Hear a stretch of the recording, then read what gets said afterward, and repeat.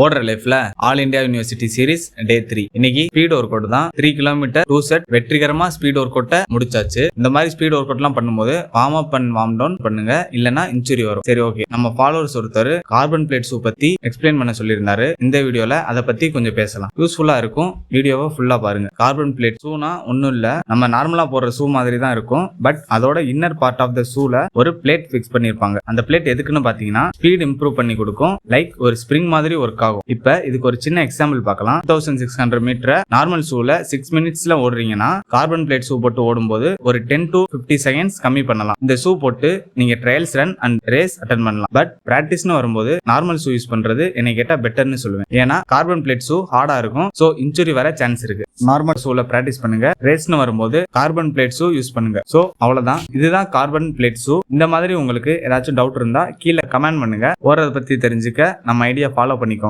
நாளைக்கு பார்க்கலாம். டாடா.